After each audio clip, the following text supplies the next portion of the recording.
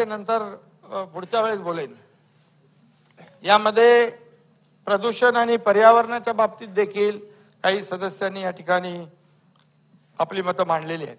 अध्यक्ष महोदय, 2 नोव्हेंबर 23 साली दिल्लीतल्या प्रदूषणाची बातमी आली आणि पीएमओने त्यासाठी बैठक घेतली आणि ते मी वाचलं आणि त्याचवेळी मी देखील आपल्या महापालिका आयुक्तांशी त्याचबरोबर पीएमओशी देखील संपर्क साधून काय उपाययोजना सुचवल्यात याची देखील माहिती घेतल्यानंतर इथे देखील तशाच प्रकारची अंमलबजावणी करण्याच्या सूचना आयुक्त आणि सर्व अधिकाऱ्यांची बैठक घेऊन मी ताबडतोब घेतली आणि त्यानुसार आज आपण महापालिकेमध्ये पाहतोय की स्वच्छतेला आपण प्राधान्य दिलेलं आहे आणि ज्या ज्या ठिकाणी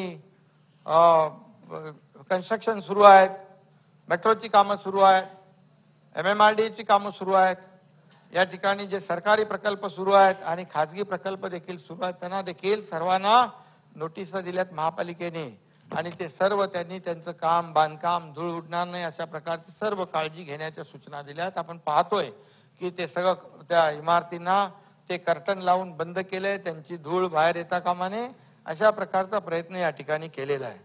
त्याचबरोबर आपण मुंबई महापालिकेने डीप क्लीन ड्राईव्ह देखील ही मोहीम सुरू हातात घेतलेली आहे आणि म्हणून केवळ मी वर्षाताईंच्या इकडे आलो होतो त्या दिवशी की फक्त आपण रस्ते स्वच्छ नाही करत, रस्ते अंतर्गत रस्ते पण, अंतर्गत गटार पण, त्या भागातले नाले पण, त्या भागातले पब्लिक टॉयलेट्स पण हे सगळे एकाच वेळेस साफ झाले पाहिजे.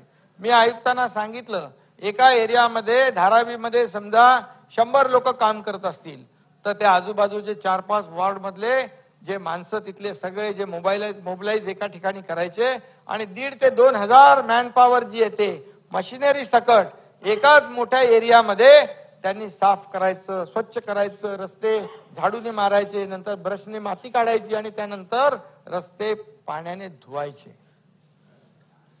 अशा प्रकारचं काम डीप क्लीन ड्राईव्हच्या माध्यमातून होत आहे. अंतर्गत रस्ते पण होत आहेत साफ, अंतर्गत गल्लीबोळ पण होत आहेत आणि त्याचबरोबर हे पाणी जे आपण वापरतोय रिसायकलिंगचं वापरतोय, पिण्याचं पाणी वापरत नाही या देखील सूचना दिलेल्या आहेत.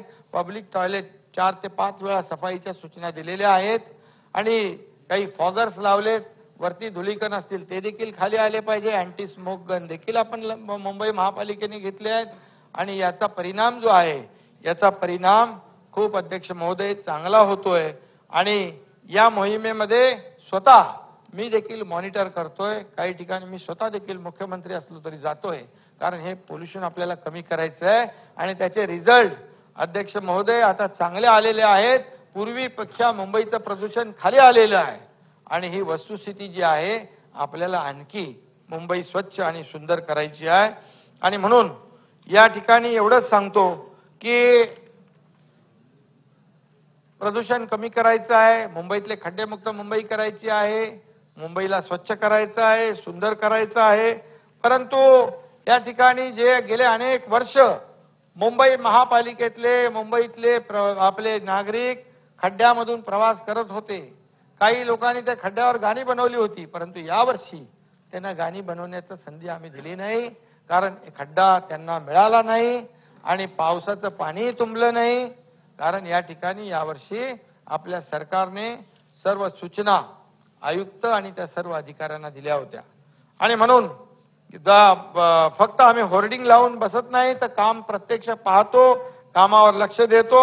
जुहू बीचवर गेलो तिकडे देखील सगळे NGO, तिथले नागरिक, तिथले शाळेतली मुलं सगळे त्याच्यामध्ये सहभागी झाली होती.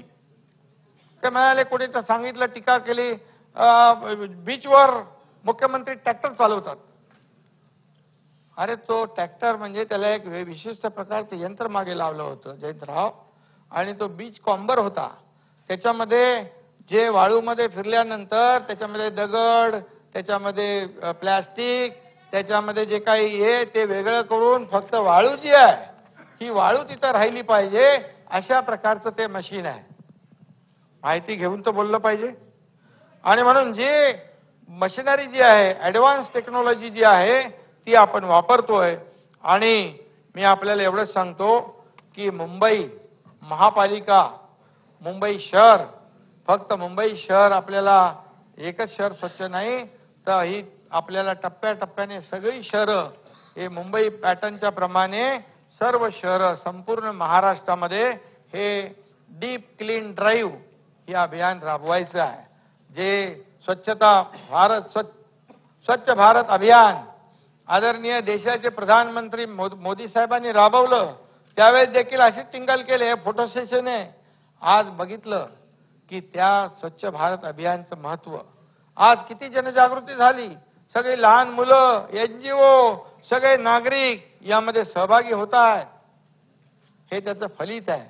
आणि म्हणून जे आता टिंगल करतायत जेव्हा मुंबई स्वच्छ सुंदर होईल आणि मुंबई प्रदूषण मुक्त होईल तेव्हा या टीका करणाऱ्यांचे डोळे पांढरे झाल्याशिवाय राहणार नाहीत हे देखील मी या ठिकाणी सांगू इच्छितो. आणि म्हणून मी सांगितलं त्या दिवशी काही लोक मला म्हणाले मुंबईचे रस्ते साफ करतायत, मुंबईचे रस्ते धुतायत. बोल हो, मुंबईचे आम्ही रस्ते साफ करतोय, आम्ही तिजोरी साफ करत नाही, आम्ही रस्ते साफ करतोय. त्यामुळे रस्ते साफ करायचा अभिमान आम्हाला आहे. आणि एवढंच सांगतो की याचा खूप चांगला परिणाम या ठिकाणी नक्की आपल्याला दृश्य स्वरूपामध्ये भविष्य काळामध्ये पाहायला मिळेल.